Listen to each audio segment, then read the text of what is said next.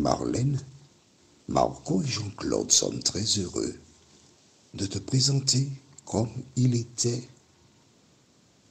La référence, c'est Luc 15, au verset 20, comme il était. Juste avant, prions. Notre Seigneur, notre Dieu, merci d'être là. Cet esprit, une fois de plus, nous comptons sur toi. Il nous est facile de prendre des décisions. Mais l'ennemi qui sait que les décisions positives nous sépareront de lui, alors Seigneur, il fait en sorte que nous ne puissions pas respecter nos engagements. Mais nous te demandons, Seigneur, de nous donner la force, car à la lumière de ta parole, nous pouvons emprunter les propos de Paul et dire, dans Philippiens 4, verset 13, « Je puis tout par celui qui me fortifie. » Alors Seigneur, parle-nous, donne-nous un cœur réceptif. Et cet esprit, conduis-nous dans toute la vérité, nous t'en prions. Au nom de Jésus et pour ta gloire éternelle. Amen et Amen. Rappelle-toi, nous allons lire à nouveau dans le livre de Luc chapitre 15.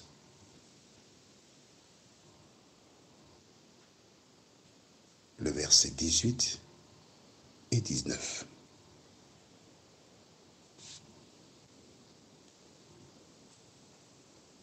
J'irai vers mon Père et je lui dirai, mon Père, j'ai péché contre le ciel et contre toi. Je ne suis plus digne d'être appelé ton fils. Traite-moi comme l'un de tes mercenaires, ou encore traite-moi comme l'un de tes ouvriers. Il ne demande pas à être rétabli dans sa fonction première. Il demande seulement de pouvoir travailler chez son papa et subvenir à ses besoins physiologiques, c'est-à-dire boire, manger et se trouver en sécurité avec un toit. C'est tout, le strict minimum. Il est parti les poches pleines d'argent, comme un magnat. Là maintenant, il revient les poches vides, avec seulement, dans son esprit, l'amour de son Père. Il faut le faire. Hein? Il y a d'autres personnes qu'il connaît. Il pourrait chercher un travail ailleurs. Mais il sait que le seul endroit où il était heureux, c'était chez son Père. Quand il a laissé la maison, ses amis lui ont raconté leur vie. Il avait été travailler chez ce monsieur qui était toujours en activité. 35 heures.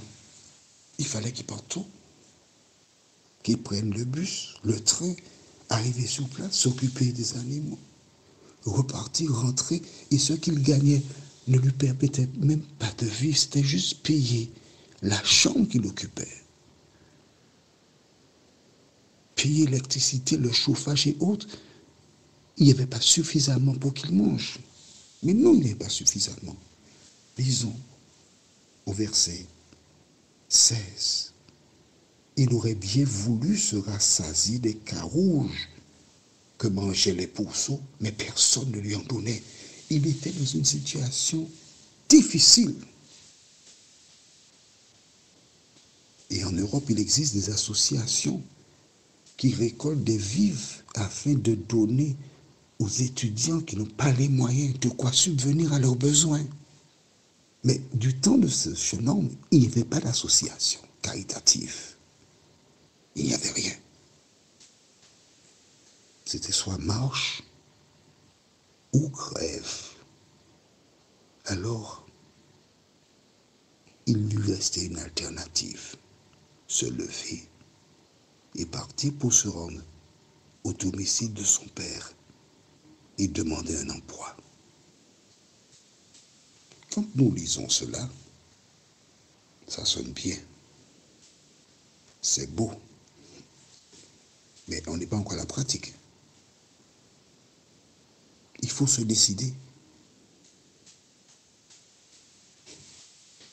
Je n'oublierai jamais, jamais, mon petit frère. Il s'appelle Patrice Bellefoy. Et David, nous étions à Lisette-Montaché. Et il y a une jeune fille qui avait des retards, des absences. Et elle serait renvoyée de l'école. Elle était en 3e.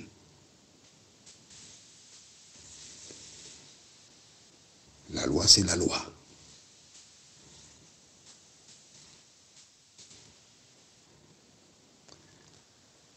Mais David, Séraline et Patrice Bellefoy, ils avaient compris l'évangile et nous avions d'excellentes relations. Sentant que cette jeune fille se retrouverait exclue, sans brevet. Pourquoi? Parce qu'une dame, aux Antilles on appelle les personnes comme ça, en femme, l'avait vue entrer derrière, dans un bois. Il y a un centre où il y a but avec un garçon avec l'uniforme scolaire et en ressortir environ 3/4 d'heure après avec un autre type de vêtements. Et s'est empressé d'aller rapporter qu'on l'a vu entrant dans les bois avec un garçon et ce n'était pas pour se livrer à la prière.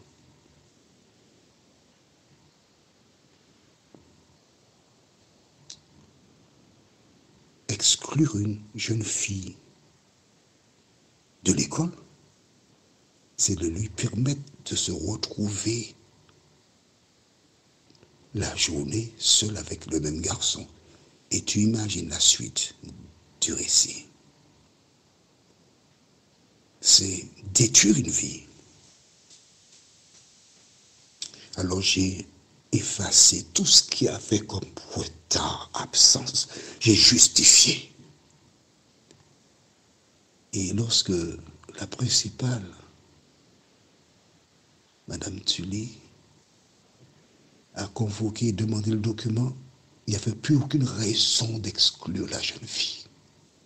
J'ai pris tous les risques. Parce que Dieu m'a appris à aimer les hommes. Mais après, avec Patrice Bellefoy, mon petit frère, j'ai été demander pardon à la directrice. Des années plus tard, j'ai rencontré cette même jeune fille qui avait un petit garçon, qui a fait une formation, qui avait un CAP de cuisine, qui s'est reprise et qui avait un emploi. Ma joie était grande. Mon ami, c'est ça que veut dire porter les fardeaux les uns les autres. Est-ce que tu es prêt? Est-ce que tu es prêt à faire cela pour sauver une personne? C'est ça l'évangile. La référence du jour, elle est toute simple. Verset 20. Et il se leva et alla vers son père. Comme il était encore loin, son père le vit et fut ému de compassion. Il courut, se jetait à son cou et le baisa.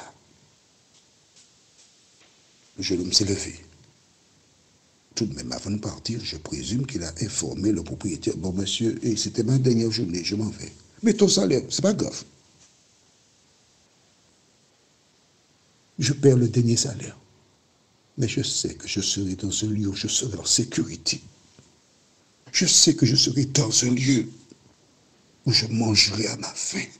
Je sais que je serai dans un lieu où je ne serai plus en compagnie d'animaux qui m'emmènent vers le bas, parce que je veux sortir de la force sceptique dans laquelle je me trouve.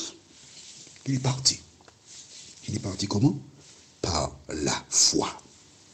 L'assurance que son père allait l'accepter. Parce qu'il connaissait l'amour de son père. Parent, qui que tu sois, si ta fille est partie, elle mène une vie de débauche.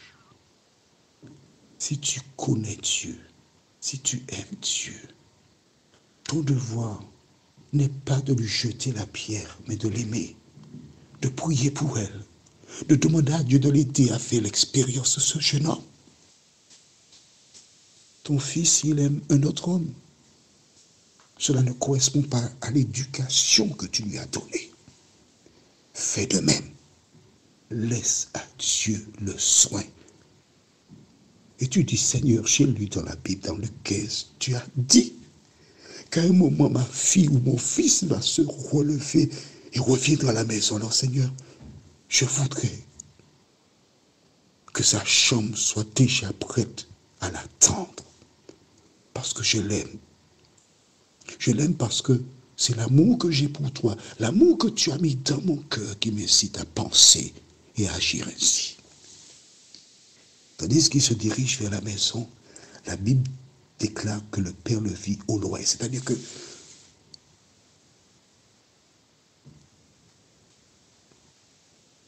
son père, chaque matin, se réveillait et regardait à l'horizon. Comment, tu attends quelqu'un? Qu'est-ce que tu fais là? Oui, j'attends quelqu'un. Et on était surpris de voir le père à la même place, regardant dans la même direction. Le père savait que l'éducation qu'il avait donnée à son fils porterait du fruit un jour, qu'il allait revenir. Le père l'attendait. Le père, c'est Dieu. Dieu qui t'attend. Dieu qui, par de multiples actions, t'appelle à revenir à lui. Dieu qui un jour a sélectionné Jean-Claude pour réaliser cet audio afin de parler à ton cœur. Et chaque jour, il attend ton retour. Et un matin, le père regarde au loin. Il voit une silhouette. Le garçon de son côté voit la maison de son père. Il avance. À gauche et à droite, les voisins regardent. Ils observent. Et viens voir ça, viens voir ça. Il ne regarde pas à gauche, il ne regarde pas à droite. Parce qu'il n'a pas affaire avec les hommes. Il a affaire avec Jésus de Nazareth, son père. Je te raconte la suite lors de notre prochaine étude. Prions notre Seigneur et notre Dieu. Ils sont nombreux, celles et ceux qui sont dans la porcherie, qui sont arrivés au même stade que cet homme, prenant conscience de leur état, mais qui n'ont pas la force de se lever et de retourner à la maison du Père. Ils sont nombreux, celles et ceux qui ne voient pas le bout du tunnel. Mais aujourd'hui, tu dis, ma fille, mon fils, prends courage, lève-toi, viens à moi. Merci Seigneur de les aider. Nous t'avons prié au nom de Jésus pour ta gloire éternelle. Amen. Notre référence sera J'ai péché. Le titre, dans Luc 15, verset 21. Il me tarde de te retrouver pour la suite.